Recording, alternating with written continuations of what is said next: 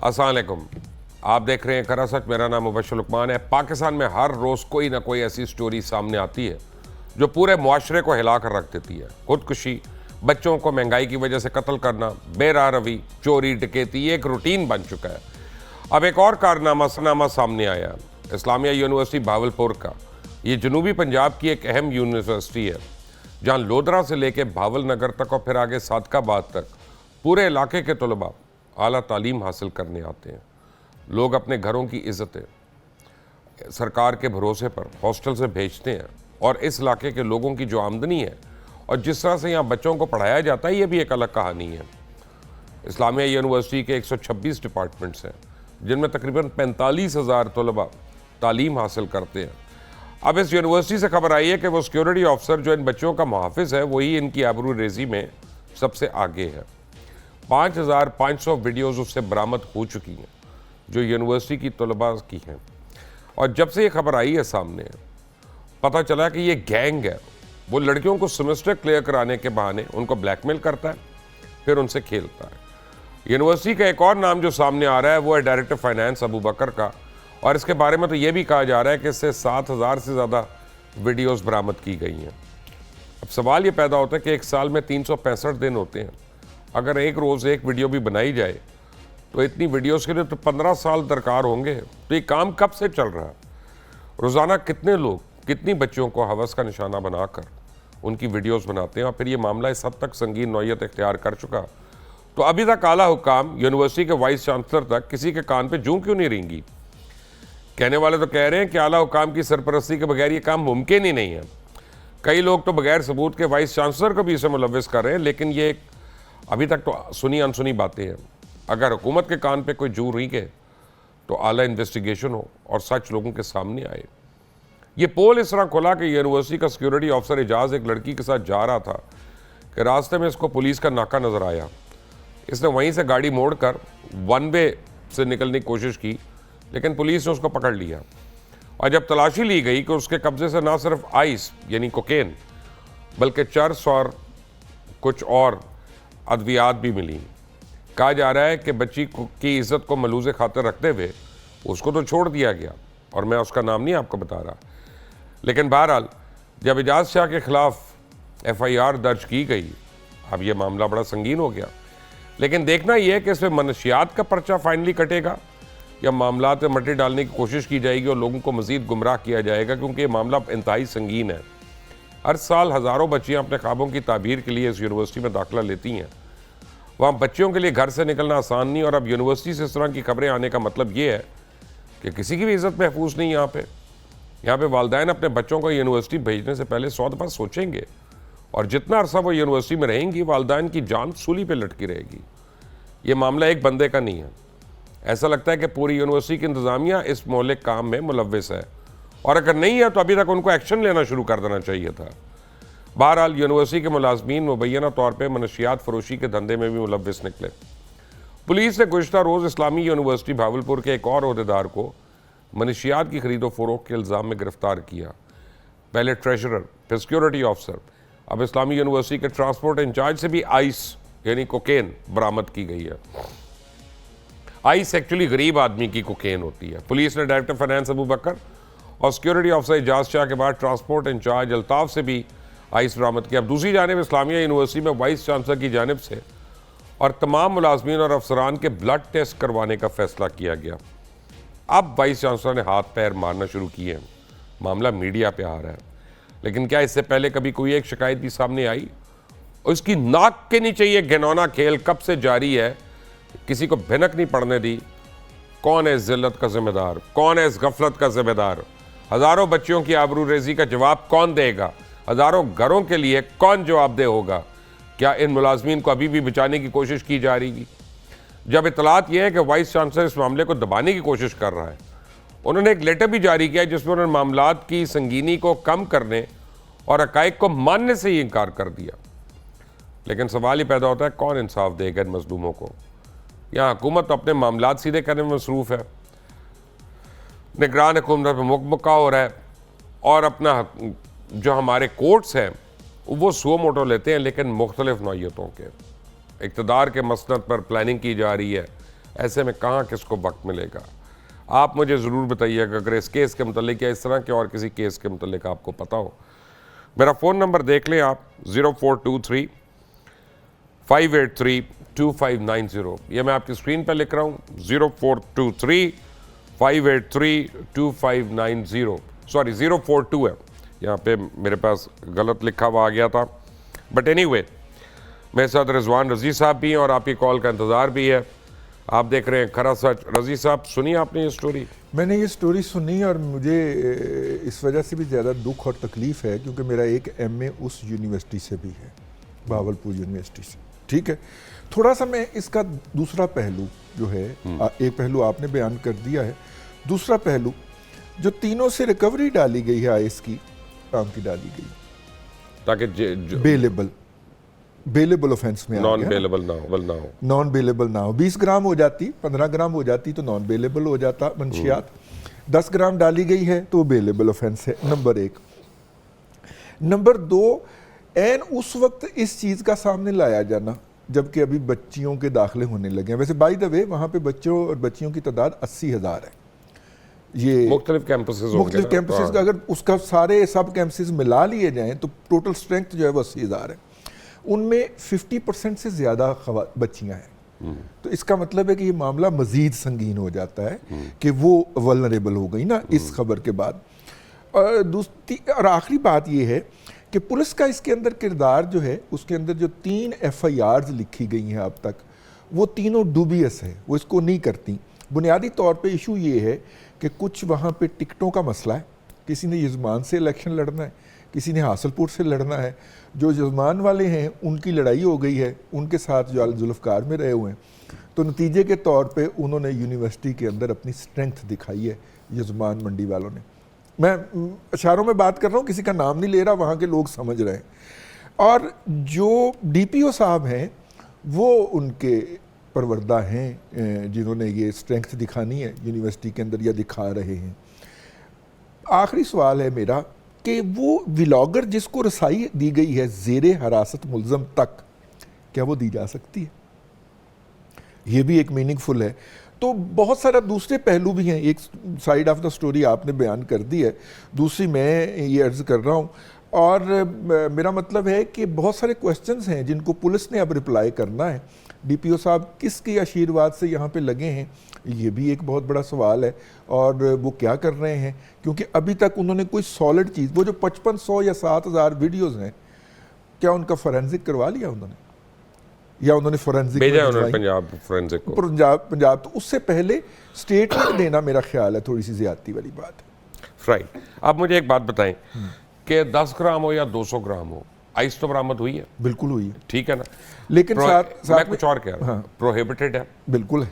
अब जब एक यूनिवर्सिटी या कॉलेज के किसी जिम्मेदार के पास से ऐसी चीज़ बरामद होती है तो पहले तो ये तय हो जाए कि वो खुद अपना उसको इस्तेमाल करता है कि वो सप्लाई, वो आगे सप्लाई करता है। बिल्कुल, अगर तो खुद इस्तेमाल करता है तो वो एक अलग किस्म की बुराई है, और अगर आगे सप्लाई करता है तो वो अब मेरा इशू बन गया। बिल्कुल ठीक है। और साथ में उससे वो जो होती हैं कुव्वत बख्श अद्वियात भी उससे बरामद करने का दावा किया गया है।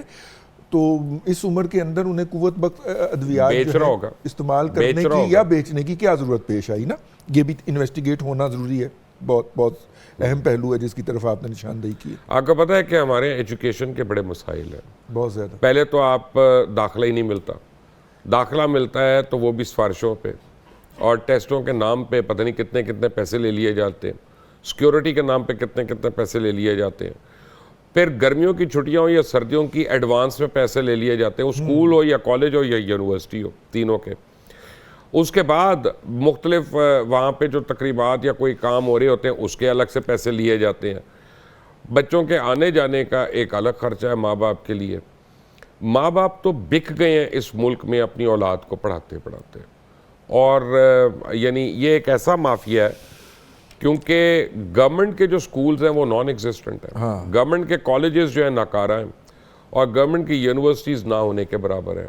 लेकिन ये देखिए उस इलाके के अंदर सबसे बड़ी यूनिवर्सिटी थी। मैं कुछ और कह रहा हूँ। तो इसलिए ये प्राइवेट माफिया जो है ये गवर्नमेंट के कंट्रोल में ही नहीं है। बिल्कुल सही कह रहे हैं आप। इदरीस साहब है जी। इदरीस, अस्सलाम वालेकुम। अदील साहब, अस्सलाम वालेकुम। वालेकुम अस्सलाम सर, क्या हाल है? मैं अल्लाह का करम, आप सुनाए। वालेकुम अस्सलाम सर, आवाज आ रही है मेरी? जी आ रही है, मुझे आ रही है। सर कैसे हैं आप? ठीक ठाक हैं जी, अल्लाह का शुक्र। जी सर, आपका प्रोग्राम दे रहा था जो है ना लाइव अभी, जी तो माशाल्लाह बहुत ही अच्छा लगा कि आपने एक बहुत बड़ा एक मतलब किस्से कही है। पहले तो आपका बहुत बहुत शुक्रिया। जी। और सेकंडली ये है कि हम लोग आम शहरी हैं जो कि पाकिस्तान में रह रहे हैं, ठीक है। हमारी माएँ अब महफूज ही नहीं है किसी भी कॉलेज, यूनिवर्सिटी या स्कूल में, जो भी मौजूदा सूरत हाल चल रही है। तो इसमें जो आला अफसर है, जो मतलब कि इस इलाके के मुतलका जो अफसर हैं, जो इसको देख रहे हैं, मतलब कि वो क्या कर रहे हैं, क्यों नहीं इस पे फौरन अमल करते जब ये एक्टिविटी स्टार्ट होती है।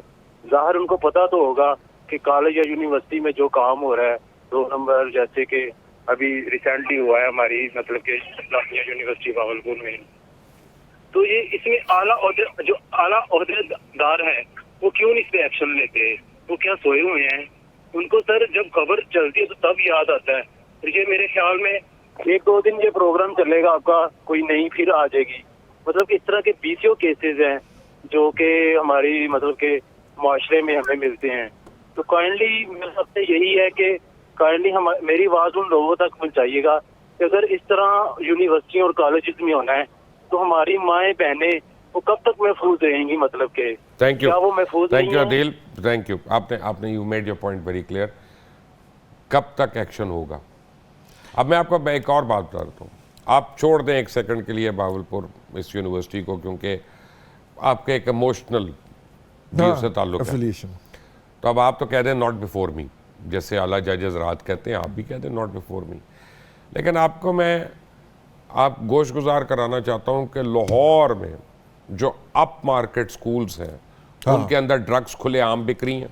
बिल्कुल, वो पिछले दिनों मामला आया भी जी, था, जी। अदालत में भी क्या गया, बना उसका? कुछ भी नहीं कर सकी अदालत उसका। क्यों?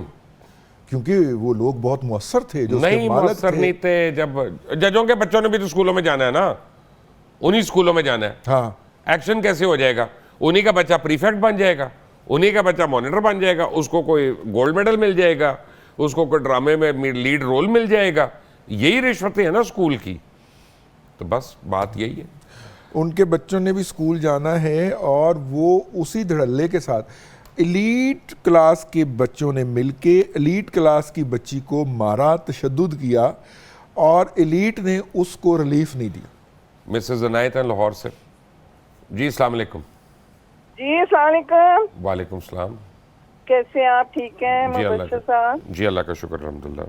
अच्छा जी, एक तो मैं आपको सबसे पहले मुबारक देना चाहती हूँ कि शुक्र है अल्लाह का, आज आप लोग इंसान का पीछा छोड़ा, उसके टॉपिक, उसकी बुराइयाँ, उसके जो हवाले आप देते हैं। चले।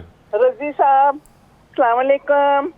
रजी साहब को आवाज नहीं आ रही, क्यों नहीं आ रही आवाज? बात की जी। रजी साहब आपको आवाज नहीं आ रही मेरा नहीं, ख्याल। मुझे नहीं आवाज आ रही। रजी साहब आपको सलाम कह रही हैं, जरा आवाज करें जी। जी जी जी जी, मैं रजी साहब को जी हाँ, जी जी। देखिए, इसके अलावा भी बेटा बहुत सारे और टॉपिक्स हैं। और मैं भी अभी जो मैं टॉपिक कर रहा हूँ, प्लीज उस पे मुझे कोई आपने अगर राय देनी है तो जरूर दीजिएगा। उस पे आप लोग इतने अक्लमंद सारे लोग बैठे हुए हैं, मैं क्या राय दे सकती हूँ? मैं तो उसी पे राय दे सकती हूँ जो हमारे साथ बीत रही है, बिजली और चीजें जो महंगाई, मैं सही तो बात उसके है। ऊपर दे सकती हूँ। बाकी जो कुछ होता है होता रहे, ना बिल बंदा दे सकता है ना और कुछ। हमारा तो रोज का रोना यही है, यही रप्पड़ है हमारा। ठीक है। और इसके अलावा तो हम लोग और कुछ नहीं कह सकते। Thank you Mrs Anayat. अभी आपको आवाज नहीं आ रही थी, मैं आपको बताऊं, एक तो आपको सलाम कह रही थी, दूसरा वो कह रही है कि इस पर्टिकुलर सब्जेक्ट पे मैंने कुछ नहीं कहना, मैं तो सब ये मुबारकबाद दे रही हूँ कि थोड़ी देर के लिए आप लोग सियासत से हट गए तहरीक इंसाफ को बुरा कहने से। दूसरा वो ये कह रही हैं कि हमारा रोना है बिजली, महंगाई और बिल, हमारे बिल ही नहीं पूरे हो रहे, हमें समझ ही नहीं आ रही किस, ये तो हमारे लिए अब परेशानी नहीं रही। ये अब माइंड सेट है कि मौत से इतना डराओ कि बड़ी से बड़ी बीमारी से लोग उसके ऊपर खुश हो जाए। ठीक है, क्या कहेंगे इस पे? मैं देखिए, रेलेवेंसी बदल देती है, मुआशियात जो है ना, वो किसी भी सोसाइटी की रेलेवेंसी बदल देती है। आप देखिए शाम किसी ज़माने के अंदर शाम खाली को पेट बंदे का तो अपना ईमान खतरे में पड़ ईमान जाता खतरे है। में पड़ जाता है। इस्लाम का जो छठा रुकन है वो रोटी को करार दिया गया, इसीलिए कि अगर वो ना हो तो बाकी सारे जानते ही मुख वो बाबा गुलाम फरीद का वो बाबा फरीदुद्दीन मसूद गंज शकर साहब का ये है। तो बात ये है कि मैं तकरीबन साल 2000 से ना लाहौर शहर की सरकारी, नीम सरकारी और निजी यूनिवर्सिटियों में एज ए विजिटिंग फैकल्टी पढ़ा रहा हूँ। मेरा शुगल है, मैं इसको एंजॉय करता हूँ। और इस हालात जो हैं वो इस कदर हैं कि मैंने दिल बर्दाश्ता हो के पिछले एक सेमेस्टर से ब्रेक दिया हुआ है कि हम जाते हैं कि कोई बच्चों को दे सकें, कोई डिलीवर कर सकें, कोई उनकी ग्रूमिंग के अंदर मदद कर सकें। और बच्चे किस माइंडसेट के साथ सोसाइटी से आ रहे हैं या क्लास में आ रहे हैं, तो इसके अंदर बहुत ज़्यादा कॉन्फ्लिक्ट है, बहुत ज़्यादा कॉन्फ्लिक्ट है। छोटे छोटे मुफादात के लिए बहुत बड़ी बड़ी बातें कर दी जाती हैं। नतीजे के तौर पे अभी मैं कोई मिसाल दूंगा तो फिर बात जो है वो पीटीआई की तरफ चली जाएगी, जो आज का मौजू नहीं है। लेकिन ये बहुत ही ख़तरनाक रुझान है एज ए कलेक्टिव सोसाइटी जिसे कहना चाहिए। हसन साहब है मुल्तान से। जी मुल्तान, अस्सलाम वालेकुम। जी वालेकुम सलाम जनाब अली। जी लुकमान साहब, कैसे हैं आप? अल्लाह का करम, आप सुनाइए। सर अल्हम्दुलिल्लाह I am good.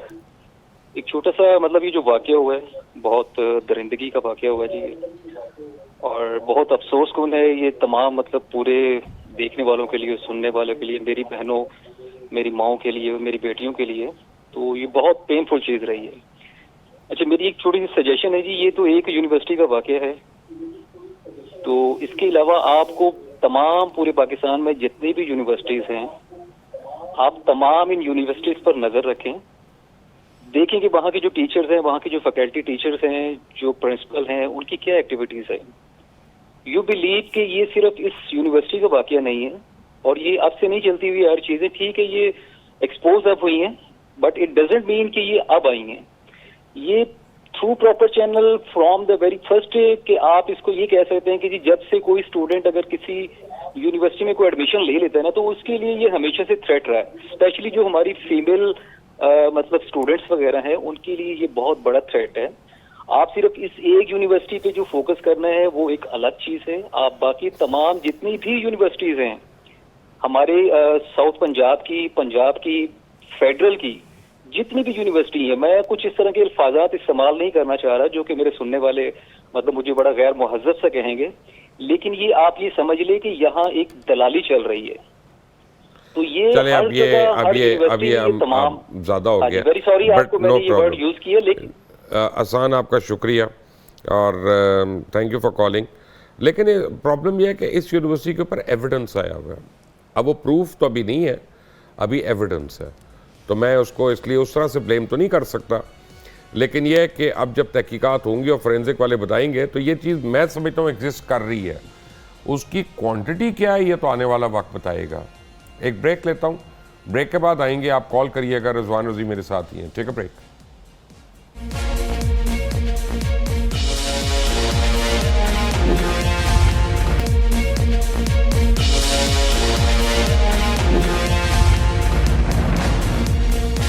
Welcome back from the break. और जब आप ब्रेक पे थे तो रिजवान रजी साहब मुझे बता रहे थे कि ये बहुत यूनिवर्सिटीज़ का हाल बहुत बुरा है। यानी ये इल्ज़ाम तो नहीं है सिर्फ कि ये तस्वीर वाला, और बड़े घिनौने इल्ज़ामात हैं उनके ऊपर।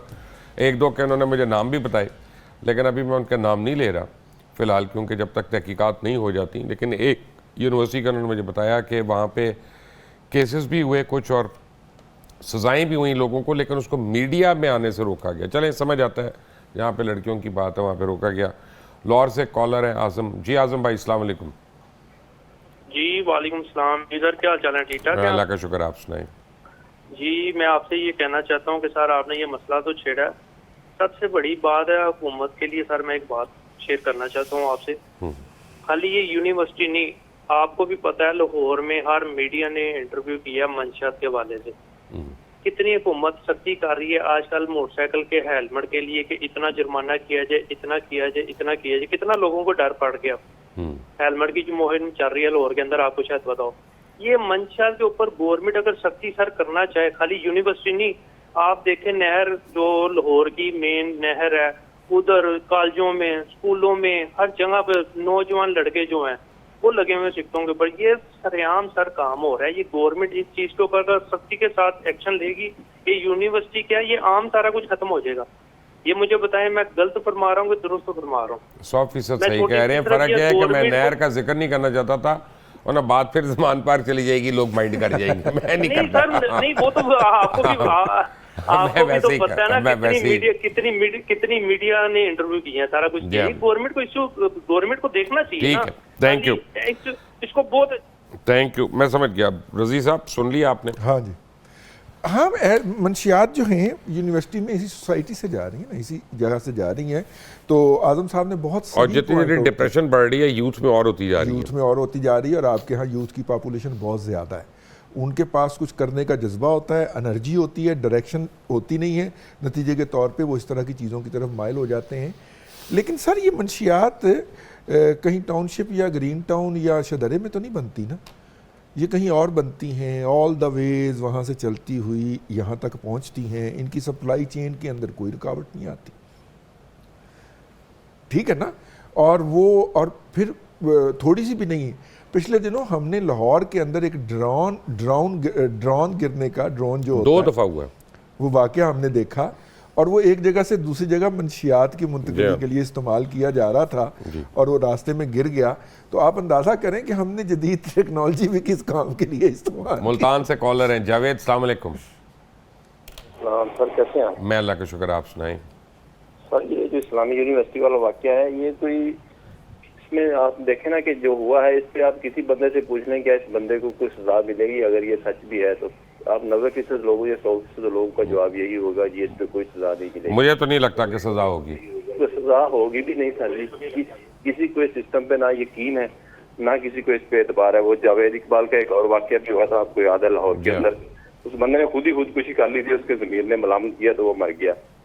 सर ये मेरा दूध वाला जो मुझे दूध देता है, वो कहता है भाई मैं दूध में पानी डालता हूँ, पाउडर नहीं डालता, आप ले लिया करें मुझसे, हम इस माशरे में जी रहे हैं। ठीक है, तो मुझे ये चलो मेहरबानी है कि मैं, उसकी मेहरबानी है इतना। उसने साफ बताया कि मैं दूध में पाउडर नहीं डालता, मैं पानी डालता हूँ, आप ले लिया करो, मैं उनसे बेहतर हूँ। तो कहाँ की बात है, वो जो हो गया इसका अल्लाह ही हाफ़िज़ है जी। इस मुल्क के किसी चीज पे भी आप तबसरा कर लें, आप 100 बंदों से पूछें कि उसको सजा होगी, उसको सर कुछ भी नहीं होगा। इस सिस्टम पे यकीन खत्म हो गया हर बंदे का। आप तो अब इस पे क्या बहस करें? बस एक अल्लाह ये हमारे मुल्क पर रहम फरमाए, इससे आगे मैं और कुछ नहीं कह सकता। आपको भी पता है। जरा ठीक है, देखते हैं वाइस चांसलर साहब ने इसके बारे में क्या बात की, देखते हैं उन्होंने क्या कहा। वाह,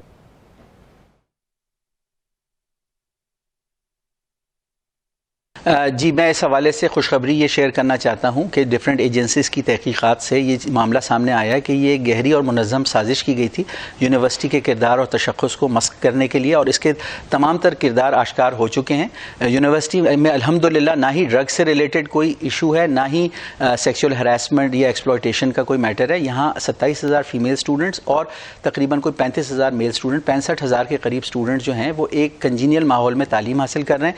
और ज़्यादा से ज़्यादा तलबा और तालबात इस्लामिया यूनिवर्सिटी के अच्छे माहौल की वजह से यहाँ अट्रैक्ट होते हैं। तो इंशाअल्लाह ताला जो हमारे मुल्क की मुक़्तदर एजेंसीज़ हैं उनकी तहकीक़ात से ये जो इस मंसूबे के बनाने वाले हैं वो बिल्कुल सामने आश्कार हो। सोना जी, आपने वीसी ने क्या कहा आपके? सबसे पहले हाँ, उन्होंने कहा है जो मैंने आपको शुरू में कहा था, आपने सुनाया ही नहीं मुझे पहले। बेसिकली जो है अपना वीसी साहब जो हैं वो अपना वही केस प्लीड कर रहे हैं कि और आपको यकीन आ गया? कल उनका, आपको यकीन आ गया? 25 उनका लास्ट वर्किंग डे है, ठीक है ना। अगर ये काम हो रहा था तो ये उस वक्त क्यों नहीं किया जा सकता? कल यानी कि लास्ट वर्किंग डे। मैं कहता हूँ पकड़ा गया है ना अभी।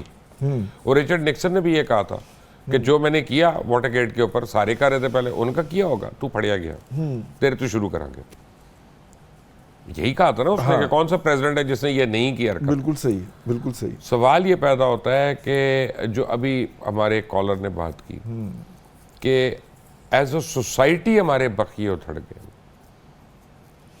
और इस मुल्क से अब खौफ आता है। अब वो देखिए, ये इन यूनिवर्सिटियों में जाने वाले बच्चे जो हैं वो सोसाइटी की डिफरेंट लेयर्स की नुमाइंदगी कर रहे हो और वो वहीं हम ही different demography, different demography, different class है, उसकी नुमाइंदगी कर रहे होते हैं। और वहाँ पे उनको हम बुलाते हैं होमोजेनाइज करने के लिए, ताकि सोसाइटी में एक यूनिटी का तासुर पैदा करे, और वहाँ से वो तासुबात सीखते हैं, वहाँ से वो मंशियात सीखते हैं। मकबूल साहब ओकाड़ा से, आपने क्या सीखा जनाब? अस्सलाम वालेकुम। अस्सलाम वालेकुम जी। वालेकुम सलाम। मैं पहले तो पूछना चाहता हूँ रिजवान अली साहब से कि आपका जो दिन न्यूज चैनल पे आप आते थे वो मेयर स्ट्रीट मीडिया पर नहीं चल रहा, वो दिन भी बंद हो गया और प्रोग्राम भी बंद हो गया। आगे का बात करें, इधर आते हैं, PNN पे आते हैं, देख लिया पे करें। आता हूँ, आप यहाँ पे गुजारा सारा दिन PNN पे देखें, आपको एक वक्त में मिल जाएंगे रजी साहब। अच्छा। तो दूसरी बात ये है कि जो महंगाई का जो लोग जिक्र करते हैं बार बार, लेकिन जो नीचे माफिया जो बैठा हुआ है, हर दुकानदार माफिया बना हुआ है, तो चीज उतनी बढ़ती नहीं है जितनी लोग बढ़ा देते हैं। इसका कोई फतेहबाज बताएं। ठीक है जी, चलें। Thank you sir. आज का हमारा ये मौजू नहीं था, आज हम जामियात चलो उनका जवाब दे दें छोटा सा कोई। हाँ, देखिए बात ये है कि इस तरह का कोई काम करती है एक मजबूत हुकूमत, और हमारे यहाँ गुज़िश्ता कई सालों से मजबूत हुकूमत का तस्वर ख़त्म हो गया हुआ है। सोशल मीडिया के ऊपर हम कारकर्दगी, हम या हमारी हुकूमतें या हमारे हुक्मरान दिखा के तो कहते हैं कि हमने मसाइल का इलाज कर दिया है। वापस आते हैं आज के मौजू की तरफ। सर बात ये है कि ये डिफरेंट सोसाइटी, ये लोग डिफरेंट सोसाइटी के मुख्तलिफ तहों से ये ताल्लुक़ रखते होते हैं। सोसाइटी इनको इकट्ठा करती है कि हम आपको होमोजेनाइज करते हैं, आपके दरमियान जो डिफरेंस है वो ख़त्म करते हैं। हमारी जामियात वो हो गई हैं कि जहाँ पे वो अपना लिसानी तासुब लेके जाता है और मल्टीप्लाई करके वापस आता है। वो अपना एथनिक लिसान हो गया, वो अपना ज़ातियात का कास्ट लेके जाता है, वो मल्टीप्लाई करके वापस आता है। वो अपना रीजनल, अपने इलाके का कि मैं फ़लाँ इलाके का हूँ, वो लेके जाता है, वो उसको मल्टीप्लाई करके वापस आता है। रहीम यार खान से कॉलर है जीशान, वो देखते हैं क्या कहते हैं। जी जीशान, अस्सलाम वालेकुम। वालेकुम सलाम सर, कैसे हैं हम? जी अल्लाह का सब शुक्र। ठीक है जी बच्चे, ठीक आप है। बताएं। अल्हम्दुलिल्लाह, अल्लाह का शुक्र है। मुबशिर भाई, पहले तो मैं आपका बहुत बड़ा फैन हूँ और मैं बड़े अरसे से आपको सुन रहा हूँ, देख रहा हूँ, आप मुख्तलिफ चैनल पे आए।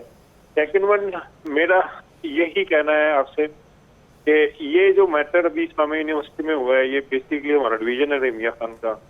हम भावलपुर में, मैं नेटिव भी रहा हूँ, बेस भी रहा हूँ, वर्किंग के लिहाज से हमने ये फिजिकली ये मैटर्स देखा है। जो अभी वीसी साहब बोल रहे हैं ना, ये बिल्कुल झूठ बोल रहे हैं। हमने ये होते हुए देखा है, सुना है, बाकायदा इनसी यूनिवर्सिटीज में लोगों से सुना, जो बच्चे हमारे साथ पढ़ते रहे हैं, हॉस्टल में हमारे साथ रहते रहे हैं, हॉस्टल्स में, तो हमने ये चीजें देखी हैं, लेकिन कुछ हुआ नहीं।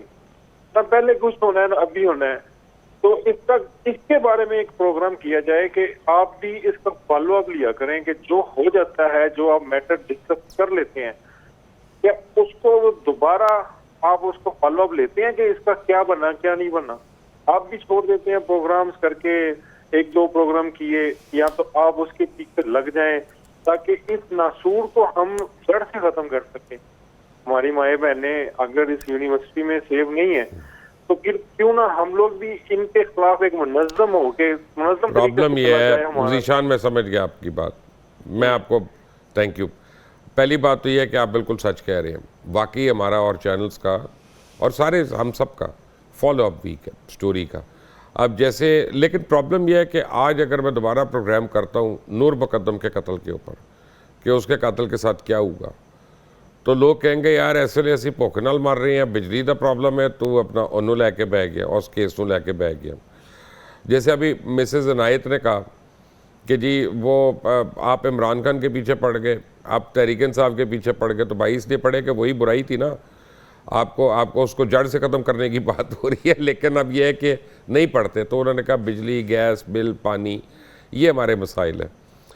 तो आप समझने की कोशिश करें कि हमारी भी लिमिटेशंस है उस तरह से। But I agree with you कि जो फॉलो अप हमें देना चाहिए मुख्तलिफ चीज़ों का, हम शायद उस तरह से नहीं करते। लेकिन इसमें एक और भी बात है ना, अगर हम एक या दो प्रोग्राम किसी एक मौजू पे कंटिन्यूसली करेंगे तो कहा जाएगा कि हम बाकायदा एक पार्टी बन गए हैं, मीडिया एक पार्टी बन गया है और एज ए कंपेन मुहिम इसको लेके लेकिन चल फॉलो अप जो है ना, मसलन क्रिमिनल स्टोरीज का तो फॉलो अप हो सकता है ना, क्रिमिनल स्टोरी का मतलब अगर उसमें बिजली के बिल का तो फॉलो अप हो सकता है, अगर उसमें डेवलपमेंट आ गई है, जो कि आ गई है, आ गई है। हाजी साहब भी आ गए मुल्तान से। ठीक है जी। हाजी साहब अस्सलाम वालेकुम। वालेकुम सलाम व रहमतुल्लाहि व बरकातुहू। जनाब अली, क्या हाल है सर जी? अल्हम्दुलिल्लाह।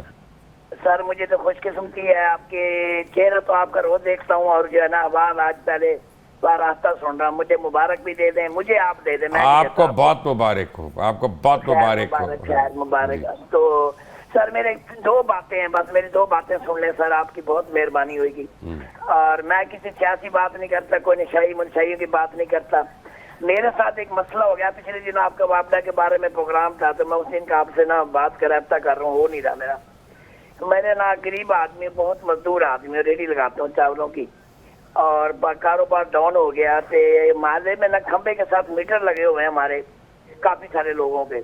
तो मालेदार की बिजली खराब हुई, उसने कंप्लेंट की, वो आए वापडा वाले ना, मेरे मीटर के साथ तार जोड़ के ना गवर्नमेंट की चले गए, उसके मीटर में लगा के मेरे मीटर में भी। मैंने कहा ये क्या कह रहे हो यार, ये कुछ नहीं होता, इससे को हमारा मसला, आपका मसला नहीं है। मैंने दो बिल भरे, 50, एक 30,000 का भरा, एक 18,000 का भरा, सर्दियों में, रमजान शरीफ, शबान और रमजान शरीफ में। और मैं वापस के दफ्तर गया हूँ, बल्कि उनका एक बंदा आया, फोटो खींचे हैं, सब कुछ खींचा है, बाद में कहते हैं कि हमारे पास सबूत नहीं है। मैं 50,000 बिल भर चुका हूँ, 52,000 रुपया। बहुत गरीब, निहायत गरीब हूँ, किराए का मकान है मेरा। उन्होंने कहा जी हमारे पास कोई सबूत नहीं है, कुछ नहीं है, हम नहीं जानते आपको, जाए बिल भरे, न तो मीटर उतार लेंगे आपका। बल्कि मीटर मेरा उन्होंने उतार भी दिया था, फिर मैंने पैसे भर के मांग पीन के से मीटर लगवाया। एक और रात मेरे घर डाक चोर आ गए, हम सो रहे थे, चोर अंदर आ गए। चोर जब चले गए, मट्टी शट्टी ले गए, सुबह में पता चला, हमने 15 पे कॉल की, तो उन्होंने कहा वो आए 15 वाले, मौका देख के चले गए, तो थाने आ जाओ। मैं थाने चला गया, गरीब किराया नहीं था, 300 रक्शे वाले ने जाने के लिए, 300 आने का, 600 का रक्शे का भरा। और वहाँ जब गया, उन्होंने कहा जी दरखास्त बाहर से लिखवा के लाओ। तो बाहर एक बंदा बैठा था दरखास्त, उसने 300 ले लिया। उसने कहा भाई 300 दे दो, दरखास्त लिख दूंगा। ये मेरा अजीब है, ये अजीब कफियत हो गई है हुकूमत के अंदर, अजीब। गरीब का एहसास नहीं कर रहे और नहीं कर रहे। ये मैं मानता हूँ आपकी बात आई साहब, थैंक यू वेरी मच। मैं आपकी बात मान रहा हूँ, समझ आ गई है मुझे, और कोशिश करेंगे कि आपकी आवाज़ जो है वो अरबाब इख्तियार तक पहुँचाएँ।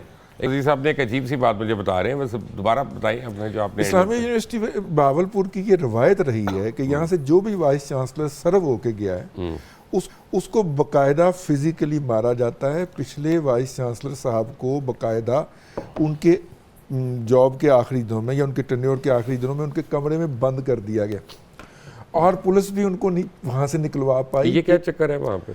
ये बेसिकली वहाँ पे जो रवायत है कोई प्रोफेसर साहिबान जो है ना, उनकी आपस में इतनी खै बखै है कि वो अपने अंदर से किसी को वाइस चांसलर नहीं बनने देते। पीवीसी बन गए वैसे, अतर महबूब साहब ने 2 पीवीसी लगाए, और वाहिद यूनिवर्सिटी है जिसने पीवीसी लगाया वहाँ पे। वैसे यहाँ पे जिस यूनिवर्सिटी में जो भी वाइस चांसलर आता है वो एब्सोल्यूट पावर मांगता है। आइन के अंदर लिखा हुआ है कि उसका 2 कम से कम प्रो वाइस चांसलर होंगे, वो एक भी नहीं लगने देता ताकि पावर शेयर ना हो जाए कहीं किसी के साथ। ये भी वाइस चांसलर की एक ट्रेजेडी है। यहाँ पे 2 लगे। पिछले वाइस चांसलर साहब जो थे उन्होंने कोई नहीं लगने दिया माशाल्लाह। खुद ये एलिवेट नहीं होते, एक दूसरे की टांगें खींचते हैं प्रोफेसर साहिबान, और बाहर से आने वाले को जलील करके रुखसत करते हैं। बावलपुर से कॉलर है फाइनली, राव अनीस साहब। राव साहब अस्सलाम वालेकुम। जी वालेकुम सलाम सर, क्या हाल है? ठीक है, मैं अल्लाह का शुक्र, आप सुनाए। सर मैं आपको बहुत अच्छी तरह पहचानता हूँ और आपका बड़ा फैन हूँ। Thank you. तो सर मैं थोड़ी सी देर आपका वक्त चाहिए, 1-1.5 मिनट का जी। तो सर मैं ये कहना चाहता हूँ कि मैं इस्लामिया यूनिवर्सिटी से ही ग्रेजुएट हुआ हूँ। तो मैं ये पूछना चाह रहा हूँ सर, सवाल मेरा ये है कि ये जो वीसी साहब या यूनिवर्सिटी के बारे में ये प्रोपोगंडा शुरू हुआ है, ये कल ही शुरू होना था या परसों ही शुरू होना था? इससे पहले क्यों नहीं पता चला? कोई 4 दिन पहले, 10 दिन पहले, 15 दिन पहले, कोई 1 महीना पहले, 1.5-2 महीना पहले हम यूनिवर्सिटी में पढ़े हैं, ठीक है। ये जो 4 साल हमने उधर से ग्रेजुएशन की है, मैं कहता हूँ ये बेहतरीन दौर था वीसी साहब का। हमने पहले भी उधर हमने यूनिवर्सिटी में देखा, मैं बहावलपुर के ही रहने वाला हूँ, ठीक है। उधर आप जानते हैं हर यूनिवर्सिटी में मसले मसाइल होते हैं, बिल्कुल ऐसा होता है, ठीक है। लेकिन जिस तरह की ये खबरें चल रही हैं कि जी 5500 लड़कियों की तस्वीरें आ गई, 6500 की आ गई। अच्छा, तो अभी वो फोरेंसिक लैब को कैसे भेजी अगर नहीं थी तो? जी जी पंजाब फोरेंसिक लैब को सारी वीडियोस और तस्वीरें कैसे भेज दी अगर नहीं थी तो? सर कोई वीडियो नहीं है, हमने तो कोई ऐसी वीडियो नहीं देखी सोशल मीडिया के ऊपर। बहुत अच्छा, फिर मुझे ये बताएं राव जी साहब, जी आपके ख्याल में ये 3 दिन पहले क्यों शुरू हुआ? ये इसलिए शुरू हुआ है कि वीसी साहब का मुखालिफ ग्रुप है यूनिवर्सिटी के अंदर। वीसी साहब की कल आखिरी दिन है, वो कोशिश कर रहे थे कि मेरी जो सी एक्सटेंशन है वो 1, 2, 3 महीने जब तक अच्छा, इलेक्शन एक तो ये मुल्क एक्सटेंशनों का ठुका हुआ है भाई। इस मुल्क को हर एक की एक्सटेंशन लेकर बैठ गई और वफाकी हुकूमत ने बाकायदा इनकार कर दिया हुआ है उनकी एक्सटेंशन के हवाले से, ये भी मेरे इल्म में। अच्छा चले, थैंक यू राव साहब। बट राव साहब, मैं आपकी बात को बड़ा वज़न दूंगा, मैं आपकी बात को बड़ा वज़न दूंगा। आप शहरी हैं वहाँ के और आप खुद वहाँ के ग्रेजुएट हैं, तो बहरहाल आपके तो गवर्नर भी भावलपुर के ही हैं, रजी साहब, हाँ बलीग साहब। हाँ, अब अंदाजा उन्होंने नोटिस लिया है इस पे कोई अभी तक?